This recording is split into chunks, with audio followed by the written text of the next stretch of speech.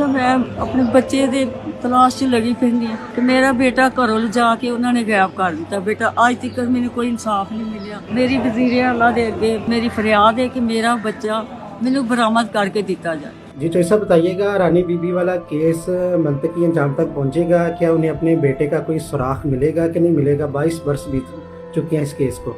देखिए, मैं सबसे पहले इसमें आपको एक बात क्लियर कर दूं, हर इंसान की जान माल और इज्जत की हिफाजत की जिम्मेदारी है स्टेट की। स्टेट बनने का मकसद ही ये होता है कि जान माल और इज्जत की हिफाजत करना, यहाँ कानून की पास करना। अगर ये काम नहीं हो सकता तो रियासत बनाने का कोई कंसेप्ट ही खत्म हो जाता है।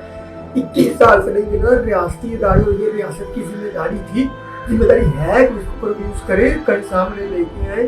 लेकिन चलो कहते हैं रियासत के पास इतनी फैसिलिटी नहीं थी, कुछ भी ऐसी चीजें मान ले, ये मानने वाली बात नहीं है।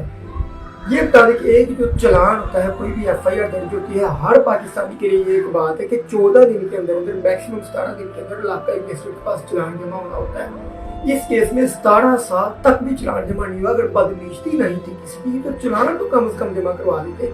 17 साल बाद जाकर टूटा फूटा चलान जमा होता है। और अभी जो पुलिस की रिपोर्ट आई है मैं आपसे शेयर करता हूँ, स्क्रीन पे दिखा दे। हमारे रियासती इदारे कह रहे हैं कि कोई इसमें अच्छी खबर मिलने की उम्मीद ना है। कितने फिर रियासत क्यों बनाई है? खत्म कर देंगे सब कुछ।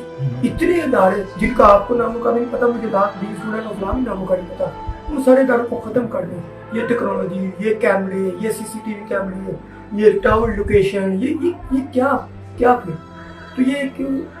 मैं समझता हूँ कि रियासती मशीनरी के लिए इंतहाई नाकामी का मुंह बोलता सबूत है। तो इस तरह से लोगों का इत्मीनान उठता जा रहा है इदारों पर। मेरे ख्याल से चौधरी साहब इस केस के ऊपर तवज्जो ही नहीं दी गई। अगर कोई बंदा ढूंढना हो तो पुलिस 7वीं तह से भी बंदे को निकाल लाती है।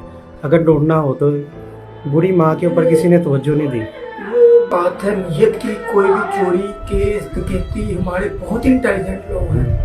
चोरी का केस हो, डकैती का हो, कत्ल का हो, बशर्ते नीयत हो, 24 घंटे के अंदर अंदर बंदे पकड़े जाते हैं। अब भी चैलेंज करके मैंने तो वकील ने करना होता है as per instruction of his client. वो मुझे कहती है कि 3 लोगों की इन्वेस्टिगेशन 3 घंटे कर दें, 21 साल का गुम लापता हुआ मेरा बच्चा अभी भी मिल जाएगा। और अभी भी उस माँ जी की उम्मीद देखें, वो अभी भी कह रही है कि तब मेरा मुंडा जिंदा है, कितने बनने आए, यानी वो इस चीज को मानने के लिए तैयार नहीं है। तो वो एक दिल से उसको आवाज आ रही है ना कि ममता उसकी आवाज दे रही है उसको कि आपका बेटा भी जिंदा है। तो फैक्ट्री मालिक का आप समझ सकते हैं कि वो भी मुलविस है इसमें, वहाँ से तफ्तीश शुरू होनी चाहिए।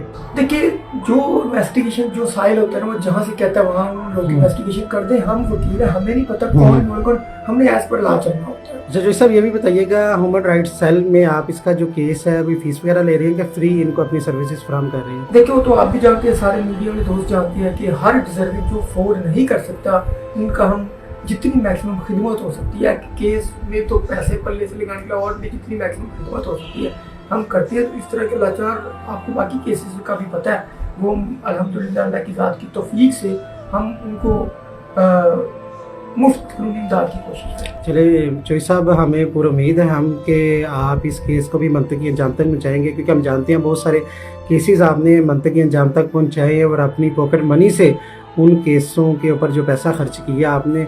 और उम्मीद करते इस बुढ़िया का जो लफ्ज़ है वो दिल को छू देने वाला है कि मेरा बेटा नहीं मिलता तो मुझे उसकी हड्डियाँ दिखा दें। तो मैं कहता हूँ कि ये रियासती इदारों को झंझोड़ने के लिए ये लफ्ज़ ही काफ़ी है।